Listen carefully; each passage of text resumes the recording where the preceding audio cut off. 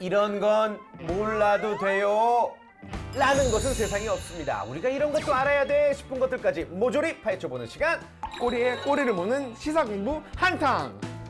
꼬리탕! 빠밤!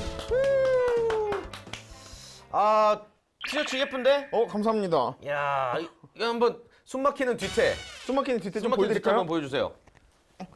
와, 이게 여러분 이게 상훈입니다. 이게 상훈이에요. 이게 상훈이. 저희 로고예요. 우리 상훈이가 굿즈를 만들어서 요즘에 또 많은 사랑을 받고 있더라고요. 어때요? 요즘에 반응이 좋아요?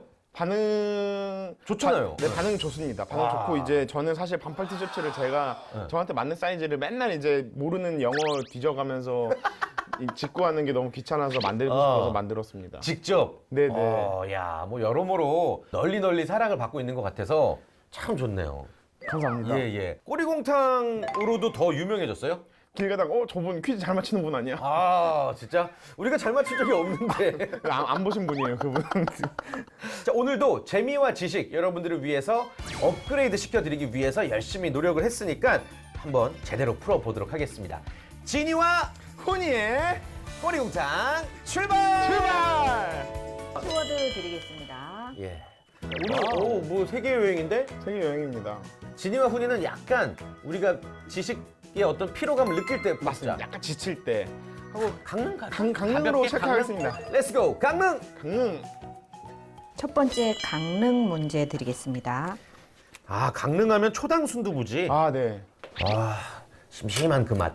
국내 여행의 로망인 동해바다, 그중 많은 사람들이 찾는 곳인 강릉에 관한 문제입니다. 네. 강원도 강릉의 안목해변은 커피 거리로 유명한데요. 유명 바리스타들이 전국 각지에서 소문을 듣고 몰려왔고 프랜차이즈 카페들까지 가세하게 된 것이라고 합니다. 1980년대의 안목항은 말 그대로 어촌이었는데 이곳에 낚시꾼들이 몰리면서 이것이 생겨나게 된 것이 지금의 커피 거리의 원조가 되었다라고 합니다. 이것은 무엇일까요? 아니 우리 커피숍 얘기하고 있었잖아. 맞아요. 소름. 소름, 정말 소름. 80년대 어촌에서 이게 안목항이 어촌이었고 이게 시초였다. 정답 다방. 어촌에서 낚시꾼들이 몰리면서 이곳이 생겨났다? 커피 자판기? 오. 정답입니다. 근데 그랬을 것 같네요. 자판기 처음 생겼다가 사람들 많이 사니까 옆에서 이제 보온병 하나 들고 커피 타주시는 분이 계셨다가 포장마차가 생겼다가 가게가 생겼다가 커피가 그렇지. 이게 점점 발전이 됐구나. 아니 우리가 커피 얘기하고 있었잖아. 그러니까요.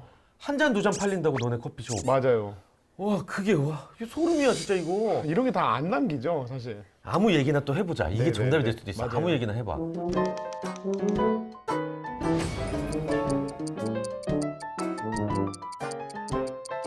어디로 갈까? 이제 강릉 찍었으니까 가고 싶은데 가봐. 저는 미국 뉴욕 하겠습니다. 아 뉴욕 좋다. 가보고 싶어요, 한번. 나 뉴욕 가봤어. 미국 뉴욕. 꿈에서 가봤어. 미식가와 패셔니스타들이 선호하는 도시이자 힙합이 시작된 도시 뉴욕. 뉴욕은 미국을 여행하는 이들에게 빠지지 않는 필수 여행지입니다. 뉴욕의 화학자가 만든 발명품에 관련된 문제 드리겠습니다. 이러면 화학 문제 아니야? 그러니까요. 19세기 중반 미국 뉴욕 출신의 화학자 로버트 첵스브로는 유전 작업장에서 파이프에 남아있는 투명하고 끈적이는 정답! 물질인 바세린. 정답입니다. 노잔 스컬리 5분 2 40% 완성. 알고 있는 거잖아. 네. 대박. 이거 알고 있었나 보다. 바세린의 유래구나. 한번 드러나 볼게요. 네. 예. 19세기 중반 미국 뉴욕 출신인 화학자 로버트 체스브로는 유전 작업장에서 파이프에 남아있는 투명하고 끈적이는 물질인 로드왁스를 처음으로 접한 후 이것을 만들게 됐다고 하는데요. 석유에서 여러 기름들을 증류하고 남은 잔여물을 탈색, 정제하여 만든 백색 또는 황색의 젤리 형태의 혼합물로 석유 젤리라고 부르는 이것은 무엇일까요? 아마 들었으면 쉽게 맞출 수도 있었겠다.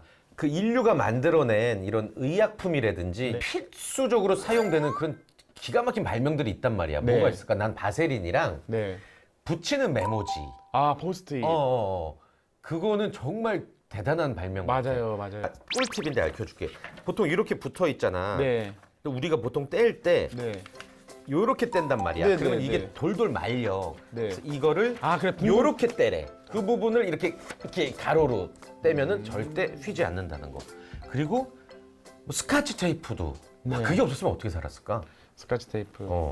자, 이제 두 번째 문제까지 굉장히 수월했습니다. 우리가 강릉 찍었고 뉴욕 찍었고 좀 쉬운 거 도전하고 싶은데 주제는 한번 가야 될 것 같아요. 주제 주제 이번에 한번 주제 가자. 가겠습니다. 오케이. 오늘 강의 주제가 인문학일 텐데 역시 지난주에 이어서 관련된 문제 풀어보겠습니다. 주제 관련된 문제 드리겠습니다. 여행을 떠나고 싶은 마음을 영화로 달래본 경험 한 번쯤은 있을 그쵸. 것 같은데요. 또한 영화 속 장면을 통한 여행에 대한 대리 만족을 하기도 합니다. 여행을 부르는 영화에 관련된 문제입니다. 아름다운 바다의 섬마을에 가 있을 것 같은 착각을 불러일으키는 영화 맘마미아의 배경은 그리스입니다. 그렇죠. 또 비포 3부작으로 유명한 시리즈 중 비포 선셋은 파리를 배경으로 하고 있는데요. 그렇다면 알프스의 아름다운 풍광과 함께 펼쳐지는 노래들이 인상적인 사운드 오브 뮤직의 배경이 된 곳은 어디일까요? 쉬운 거 아니야? 정답 오스트리아. 정답은 와우! 이야! 오스트레일리아 말고 유럽에 있는 오스트리아, 독일 옆에 저 찍었어요. 그냥. 여르레 히히히 그거 아니구나. 요들송 때문인지 스위스로 알고 있는 사람들이 많은데요. 네. 오스트리아의 잘스부르크. 잘츠부르크 황희찬 선수가 지금 오, 맞아요. 잘츠부르크에서 활동 중이잖아요.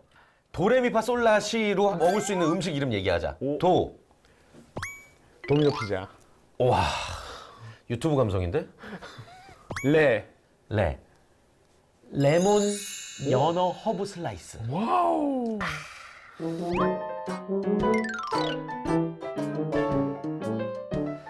다음 문제 가봅시다. 베트남이 나 요즘에 좀 궁금한데 가도 될까? 베트남입니다. 베트남 가봤지? 주세요. 베트남 안 가봤습니다. 안 가봤어? 네. 베트남 한번 가봅시다. 좋은 날씨와 부담 없는 물가로 여행하기 딱 응? 좋은 베트남은 우리나라 여행객들이 선호하는 여행 국가 중 한 곳인데요. 영화 포레스트 검프에서 주인공 검프는 베트남 전쟁에 참전하여 전쟁 영웅이 됩니다. 영화 포레스트 검프 관련된 문제 드리겠습니다. 톰 행크스. 영화 속에서 검프는 탁구 선수로 중국에서 열린 경기에 참가하며 유명 인사가 되는데요. 실제 역사에서는 1950년 한국 전쟁 시 중국이 북한에 군사적 지원을 하였다는 이유로 미국은 중국을 침략국으로 규정했고 국제사회에서 중국을 고립시키는 외교 정책을 채택합니다. 그러나 미국 탁구 선수단이 중국을 방문하면서 미국과 중국은 몇 년 뒤 극적인 수교를 맺게 되었습니다. 이른바 땡땡 외교라고 불리는 것인데요. 핑퐁? 네네네. 그건데. 핑퐁 외교. 정답. 이게 너무 쉬웠어. 맞아요. 핑퐁. 제빵왕 김탁구. 김 닦고. 아니 이게 너무 빨리 맞추니까 애드립도 없다. 맞아요. 마지막 문제인가요? 얘 뭐 했어 오늘? 야 일어나 임마. 정신 차려. 꽁으로 돈을 벌라고 이 자식. 야 그러면 노찬스 클리어 오늘 또 두 번째 네, 기회가 되겠다. 네. 우리가 뭐 남았지? 지금 러시아, 호주, 이탈리아, 파리 남았네. 네. 지니와 훈이 가면 노찬스 클리어인 거야? 어떻게 되는 거야? 진야훈이 지니와 훈이 별로 재미없는데 지니와 훈이 맞추고 싶은데. 파리 한번. 파리 오케이 파리로 파리 가겠습니다. 렛츠고 파리. 분명히 프랑스 파리에 관한 문제 아닐 거야. 네. 거기 출신 누구 혹은 뭐 그런 거겠지? 프랑스 파리는 곤충 파리와 이름이 똑같아서 한국인들이 좋아하는데요. 파리에 관한 문제입니다. 파리는 손을 비빌 때. 끔찍하다. 마지막 문제 드리겠습니다. 예. 프랑스의 수도이자 유럽의 대표 도시 파리, 에펠탑과 개선문, 베르사유 궁전 같은 대표 건축물서부터 오르세 미술관과 루브르 박물관까지 많은 랜드마크들과 예술 작품들이 있는데요. 파리의 랜드마크 에펠탑 관련 문제입니다. 이걸 반대했었어 처음에. 나라 맞아요. 도시 미관을 해친다고. 맞아요. 철탑이라고. 에펠탑은 1889년 프랑스 혁명 100돌 기념 파리 만국 박람회 때 세워진 무게 7,300톤, 높이 약 320m의 격자형 철탑인데요. 건립될 당시에는 흉물스럽다라는 말이 있을 정도로 미학적, 건축적 측면에서 많은 반대를 받았습니다. 그중 여자의 일생, 비계덩어리 등을 집필한 소설가 기드 모파상은 에펠탑 건설에 가장 반대했었던 사람 중 한 명인데요.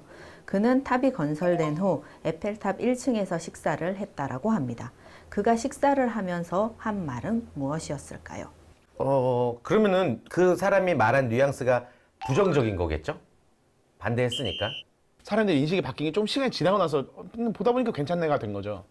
파리바게뜨 로고 난 거 보고 파리바게뜨 로고에 쓴 거 보니까 괜찮네. 약간 이렇게 죄송합니다.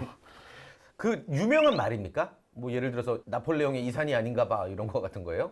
유명한 말 아니에요? 야, 이건 어려운데 단어를 맞추는 게 아니라서. 이 고철 덩어리 팔아넘겨라. 더 많이 먹어서 내 힘으로 이걸 부셔야지. 목 부러지겠다. 프랑스잖아요. 제기랄?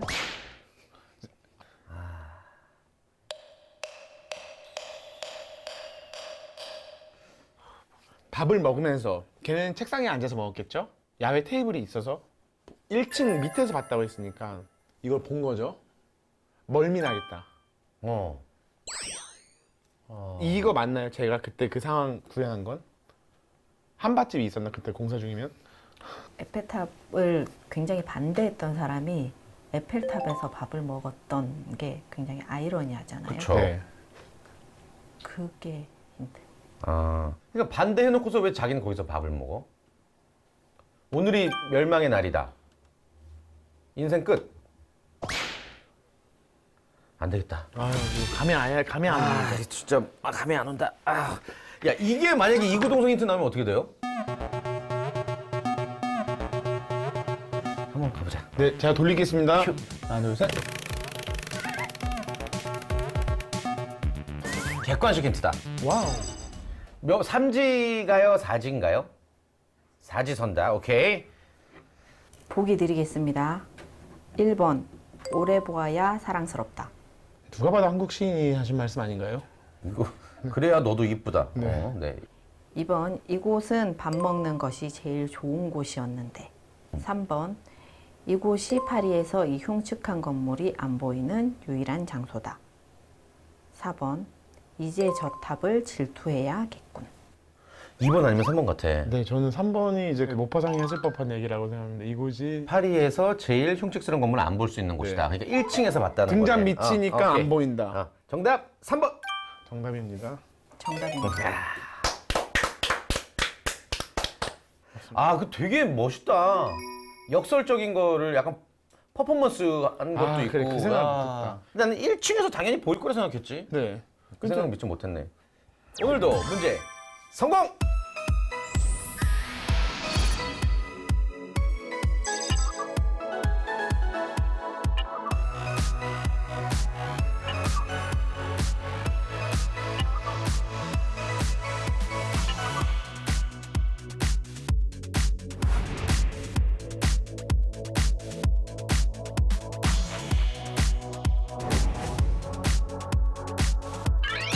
대부분의 사람들이 인문학이라고 하면 가장 먼저 어렵다는 인상을 받는다고 하죠.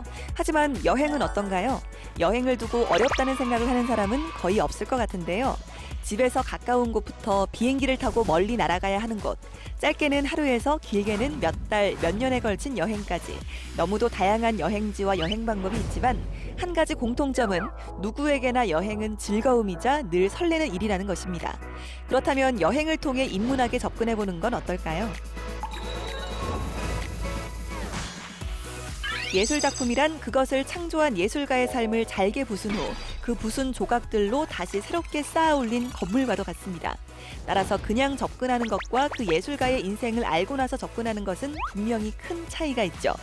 예를 들면 무기여 자릿거라를 쓴 소설가 해밍웨이가 즐겨 찾았던 프랑스 파리의 카페에 앉아 그의 무명 시절이 어땠는지 떠올려 보는 것처럼 말입니다.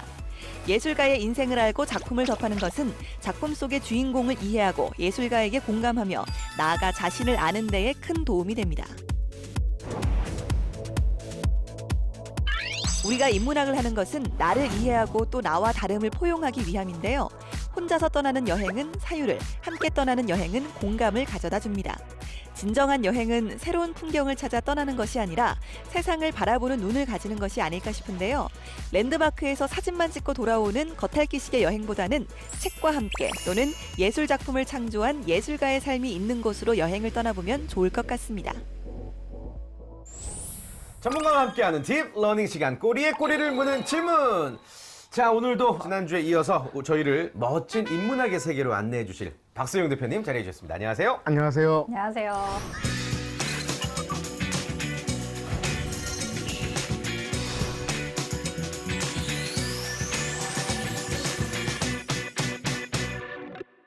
지난주에 살짝 인문학의 맛을 봤잖아요. 네. 약간 에피타이저로 따지면 어떤 느낌이었어요? 에피타이저로 따지면은 어. 냉면집에서 나오는 그 면수 있잖아요. 야, 그거 딱 그렇지. 뜨거운 거. 그렇지. 냉면 먹기 전에. 아직 내용물은 못 먹어봤지만 기대가 느낌을 되는. 알 수 있게끔 맞아요. 하는, 뭔가 내 속을 적셔주고. 맞습니다. 아, 저는 그런 것 같았어요. 되게 고급스러운 스테이크 집 갔을 때 처음에 나오는 샤베트 같은 느낌. 오. 상큼하더라고. 네. 입안이 새콤달콤해지더라고요. 오늘은 뭐 드셨나요? 네, 한번 들어볼까요, 오늘도? 오늘 제가 꺼내온 거는 여행이라는 여행. 여행이라는 접시에 인문학을 올려서 제가 아, 여행 너무 좋죠. 말씀드리려고 생각만 해도 하는데. 기분 좋은 단어가 그렇죠? 여행인데. 네. 요새 또 그 여행을 워낙 많이 다니시다 보니까 그냥 뭐 남들 다 하는 여행은 나는 싫고 네. 또 나 좀 색다른 여행 하고 싶다 하시는 분들이 많고 그래서 또 아는 만큼 보이잖아요. 이게 네. 진리잖아요. 그래서 문학 작품이나 예술 작품 속에서 오. 그 사람들이 직접 있었던 장소들 와. 제가 같이 오, 들려드리려고 재밌겠다. 합니다. 네. 저도 고등학교 때 제가 이문세 아저씨랑 김광석 씨에 너무 빠져서 네. 너 몇 년생이야? 저 91년생인데 제가 라디오에 그 감성이 너무 좋은 거예요. 그래서 광화문 연가 네, 저랑 들으면서 광화문 구경하러 가고 이야. 시청 앞 지하철역에서 그 들으면서 시청 앞 지하철 어. 지나가고 그게 좀 약간 로망이 있었어요. 바로 이런 식으로 맞아요. 하시면 그런 식으로 되는 접근하는 거예요. 것도 훌륭한 접근이잖아요. 네, 훨씬 더 깊이 이해를 하게 되는데 그치. 오늘 제가 먼저 소환해온 작가는 뭐 다 들어보셨겠지만 해밍웨이라고 해밍웨이, 하는 그런 노인과 작가. 바다. 오, 잘 알았어요. 어니스트 예. 해밍웨이. 완전 무기여 자리 거라. 플레이까지. 왜 오늘 예. 왜 안나 그러시죠? 까레리나. 그거는 톨스토이 작품이에요. 해밍웨이. 아까 퀴즈 풀었는데. 여기까지 완전 완벽했는데 죄아벌. 감탄하고 있었는데 갑자기 찬물이 확 죄아벌. 도스토옙스키. 도스토옙스키. 네, 네. 아. 친구들인가요 서로? 도스토옙스키, 톨스토이 그 한 다리 아니- 건너면 다 친구야. 네, 다 친구들이죠. 그래. 페북 마팔돼 있죠. 그래. 그런데 이 해밍웨이가 무명 시절이 되게 길었어요. 나중에는 막 노벨문학상도 타고 했는데 그 무명 시절에 있었던 곳이 프랑스예요. 되게 의외로 해밍웨이가 실례지만 어디 사람? 미국 사람이죠. 미국 사람이에요? 네네네. 오. 미국 작가인데 이분이 그 유명한 게 왜 유명하냐면 아까 노인과 바다 말씀하셨지만 문체가 되게 독특해요. 문체가. 네, 문체로 이분은 성공하신 분이에요. 문체. 그 문체 장인이에요, 문체 장인. 어땠지? 그 문체를 그래서 나중에 기자들이 엄청 물어봤잖아요. 네네. 막 문체를 어떻게 그렇게 쓰실 생각을 했냐. 그렇게 말했을 때 해밍웨이가 프랑스 파리에서 산책하다가 그런 영감을 받았다고 얘기를 한 거예요. 근데 그 산책한 공원이 있어요, 파리에. 그 릭상부르라고 하는 공원인데 그런 곳을 찾아가는 그런 것이 이제 좋은 여행이 되는 거죠. 그리고 해밍웨이도 요새 우리랑 똑같아요. 다 카페에서 글을 쓰거든요. 아. 네, 그래서 제가 조심스럽게 한번 무조건 예언 한번 해보겠습니다. 오케이. 해밍웨이 거기서 글은 안 쓰고 이제 글 쓰는 척하면서 이제 누가 나 쳐다보나 안 쳐다보나 이제 여자들이 나 작가인데 그럴 수도 쳐다보나 안 쳐다보나 실제로 그랬을 것 같은데? 맞습니다. 네, 워낙 인기가 많고 또 음. 되게 잘생겼어요. 그래요. 네, 레오나르도 디카프리오랑 톰 크루즈 섞으면 해밍웨이예요. 젊었을 때, 우와, 20대 진짜? 때. 네, 사진 보시면 진짜 깜짝 놀라실 텐데 뭐 그렇게 안 해도 여자들이 먼저 그렇구나. 대시를 했을 질투가 나네 또 갑자기 잘생겼다니까. 그런 단골 카페에 가서 뭐 나도 앉아가지고 그 장소에 직접 녹아드는 거죠, 내가. 네, 녹아드는 그런 여행. 그러니까 뭐 파리 여행을 가거나 파리에 뭐 장기간 체류 계획을 세우고 글 쓰시는 분이라면 해밍웨이라는 생각으로 거기 어떤 공기, 햇살 이런 걸 그렇죠. 만끽하면서 네. 하나 둘 끄적여 보는 거지 그냥. 네. 그러다가 누가 나한테 갑자기 뭐 소위 말하는 헌팅을 했어. 네. 뭐 그게 스토리가 될 수도 있는 거고. 맞아요. 요런 게 진짜 네. 여행이네요. 예. 어차피 모든 문학은 사랑 얘기가 빠질 수 아, 없으니까. 그렇지. 네. 그런 여행도 할 수 있고 네. 또 요새 뭐 미술 주제로 많이 여행 다니시는데 미술이요? 그 미술 중에 또 그림값이 굉장히 비싼 화가 중에 빈센트 반 고흐라는 화가가 있어요. 귀가 없으신 분. 네, 귀가 없어요. 맞아요. 귀를 프랑스 아르리라는 데서 잘랐어요. 이 사람 네덜란드 사람인데 왜 제가 그 예술가들과 막 인싸 여행하는 걸 왜 생각을 했냐면 예술가들이 여행을 되게 좋아해요. 네, 한 군데 안 있어요. 맞아요. 그렇게 돌아다녀. 맞아요. 고흐도 네덜란드 사람이지만 파리를 거쳐서 프랑스의 그 프로방스, 프로방스. 아를 거기까지 내려온 거예요. 그래서 고갱을 거기서 불렀어요.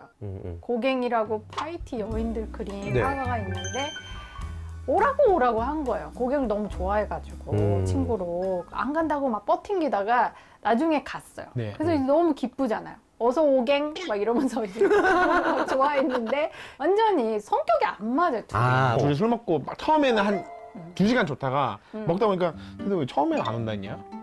처음 불렀을 때 안 온다 했냐 왜?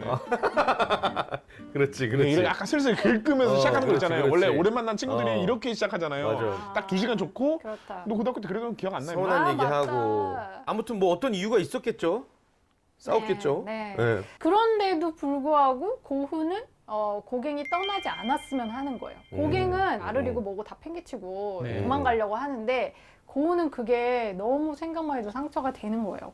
평생 외로웠으니까. 근데 고갱마저 떠나면은 나 어떡하지? 너무 걱정을 한 거예요. 그래서 고갱이 떠날 것 같은 그 두려움. 네. 그것 때문에 귀를 자른 거예요. 자기가 스스로. 아르에서 1년 정도 살았는데 그 동네 사람들이 어머 고흐가 귀를 잘라서 어머 정신병자인가 봐. 어머 미쳤나 봐. 우리 동네에 저런 이상한 사람 있으면 안 돼. 막 그래가지고 그 동네 사람들이 다 탄원서를 쓴 거예요. 쫓아내야 쫓아냈구나. 된다고. 얼마나 상처받았겠어요. 네. 자기가 1년 동안 친구처럼 다 알고 지내던 사람들이 자기를 쫓아내려고 다 서명한 걸 보고 자기 발로 병원에 들어갔어요. 그 병원이 아직도 있어요. 그 아르레 가면 네. 거기 가면 이 프로방스가 정말 햇살이 아름답잖아요. 그 아름다운 햇살 속에서 이렇게 지독하게 힘들고 괴로웠던 사람이 자기 귀를 잘랐구나. 그 비대칭, 그 부조화 그런 거를 느껴보는 그런 그쵸. 계기가 될 수도 있어요. 그냥 단순히 여행만 생각했을 때 아르를 생각한 적이 없겠지만 인문학과 연계가 되니까 여기가 또 새로운 여행지가 될 수 그렇죠. 있네요. 네. 오. 그리고 우연히 가셨더라도 또 다른 느낌으로 여기에 이런 스토리가 그러겠네. 있구나. 원래 그 스토리가 굉장히 중요하거든요. 그 우리가 유튜브 볼 때 막 광고 다 스킵 버튼 막 누르잖아요. 네, 네, 네. 근데 네. 그 스킵 버튼 누르지 않는 광고를 또 조사를 해봤더니 스토리가 있는 광고는 그러면 봐요. 그러면 그치. 끝까지 본다고 하더라고요. 그래서 어떤 장소의 스토리가 덧입혀지면 또 다른 느낌으로 맞아. 다가옵니다. 얼마 전에 어떤 TV 프로그램 그 선을 넘는 녀석들이라고 네, 네, 알아? 네. 거기서 지방을 안 가고 서울 한강대교 밑에서 보트를 타더라고. 네. 그 한강대교 밑에 막 다리에 막 부서져 있고 막 그래. 막 네. 낡아 있어. 그게 6.25 때 총알이더라고. 와. 그렇게 얘기를 듣고 그걸 보니까 네. 한강대교 건너니까 다른 느낌인 거지. 네. 어디든지 이렇게 역사가 숨어 있고. 네, 스토리가 숨어 있으면 네. 다르게 보이는 거죠. 네. 제가 계속 외국 얘기만 했는데 한국에도 물론 좋습니다. 있습니다. 네. 강릉에 요새 강릉 굉장히 핫하잖아요. 막 인싸들 강릉. 정말 강릉에 다 모여 맞아요. 있던데 네. 그 강릉에 오죽헌이라는 곳이 네, 있어요. 맞아요. 네. 오죽하면은 네. 오죽하면 오죽헌이겠어. 죄송합니다. 그게 맞는 말인 게 거기가 그 신사임당이랑 예. 율곡이가 다 거기서 태어났는데 네. 그 오죽헌이라는 뜻이 뒤에 검은 대나무가 있어요. 네. 그래서 검정 대나무가 까마귀 옷자. 있는, 예, 검정색 그 대나무가 있어가지고 오죽헌인데 여기서 또 그 엿볼 수 있는 게 사실 신사임당이 유명해진 게 아들 때문에 유명해진 거거든요. 원래 여자들은 조선시대 때 풀네임을 남길 네. 수가 없어요. 아무리 왕비라고 해도 신씨. 네, 왕후 그치. 민씨, 왕후 윤씨 이렇게 남기고 음. 신사임당처럼 풀네임을 남기지 않습니다. 물론 근데 이 사임당은 호예요. 자기 이름은 아닌데 여기서 어떻게 신사임당이 그러면 풀네임을 남길 수 있었는가? 아들이 워낙 뛰어나서인데 그 아들을 거기서 낳았어요. 오죽헌의 몽룡실이라는 곳이 있어요. 이제 가시면 보실 텐데 몽룡실이라는 게 용꿈을 꾸었다는 뜻입니다. 네, 용꿈을 꾸었다. 그러니까 그걸 보면은 오, 신사임당은 정말 야망이 큰 여자인 걸 아. 알 수가 있어요. 그 당시에 조선시대 때 용은 사실 왕을 상징하는 네, 거거든요. 네. 그래서 그런 말 해도 될까 싶은데 자기가 당당하게 내 아들을 용꿈을 꾸고 낳았다 이렇게 해가지고 몽룡씨라고 이름을 지었으니까 그 아들을 크게 키우려는 마음이 원래부터 있었고 그런 그 에너지가 다 그 집에 또 서려 있습니다. 그러니까 강릉 갈 때 야 어디 순두부가 맛있냐? 거기 네. 짬뽕 유명한 데 있대. 이런 것도 좋죠. 네. 재밌고 좋은데 오죽헌이 유명한 관광지고 거기에 역사, 숨겨진 스토리 네. 살펴보는 게 훨씬 재밌네요. 저는. 네. 헌안서로는 누구지? 헌안서른도 강릉인데. 와. 신사임당이랑 상관이 없나요? 신사임당보다 50년 뒤의 여자분인데. 헌안서로. 네, 그분은 그 네. 문학 작품을 많이 허참. 남기신 그런 분이에요. 아무 말 대잔치. 죄송해요. 허참이 왜 나와 거기서? 죄송해요. 근데 허 씨는 외자 이름이 많죠? 허준. 허준. 허준은 뭐지? 허균도 있고. 허균. 허준은 의사. 아 의사 맞죠. 조선시대 줄을 서시오. 허균은 네. 한길동 장사. 아 맞다. 허각이다. 허각.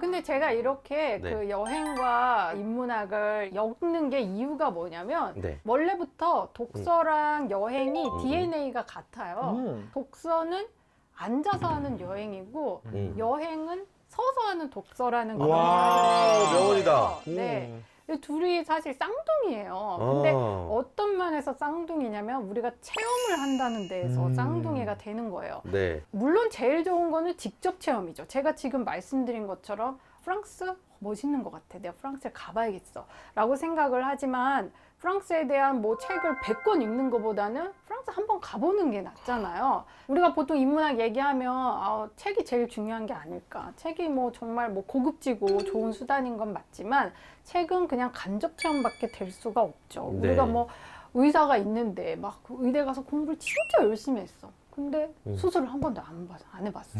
환자를 한 번도 안 해봤어. 그런 사람한테 수술을 맡기기는 조금 그쵸. 네, 여러 번 그 체험이 덧대어져야 되거든요.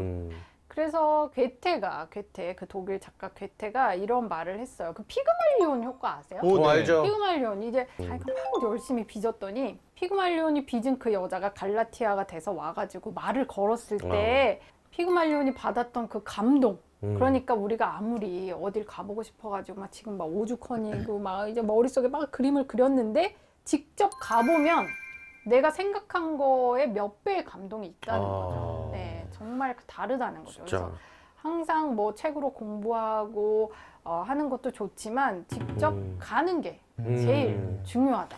그렇네요. 드라마 속 명장소, 네, 뭐 네. 영화 속 명장소 방문하는 건 우리가 딱히 꺼리질 않으면서 이런 인문학 속에 혹은 그들의 삶이 녹여져 있는 장소 방문하는 것은 되게 어렵게 생각하는 것 같아요. 일상에서 쉽게 할 수 있는 네. 건데.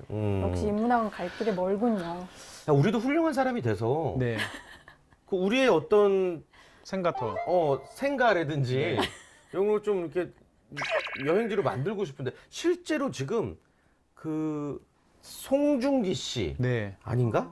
저 봤는데. 네. 생가터가 근데 그걸 막 다 오픈했었는데 그게 누군지 모르겠네. 인문학을 배우는 여러 가지 방법이 있습니다. 여러분들 여행을 통해서도 충분히 인문학을 접할 수 있다는 거 오늘 꼭 알아주셨으면 좋겠습니다. 대표님 오늘 말씀 너무 감사합니다. 네, 감사합니다. 감사합니다. 고맙습니다. 꼬리곰탕을 통해서 참 재밌는 여행을 매일 떠날 수 있는 것 같아요. 오늘도 한 다녀온 것 같아요. 예, 지식의 바다 그리고 또 어떤 정보의 홍수 바쁘다 현대사회 속에서 이렇게 잠시나마 쉼표를 찍고 가시길 바라겠습니다. 저희는 다음 주의 시간에 더 재밌는 이야기 들고 찾아뵙겠습니다. 진이와 훈이의 꼬리곰탕 감사합니다.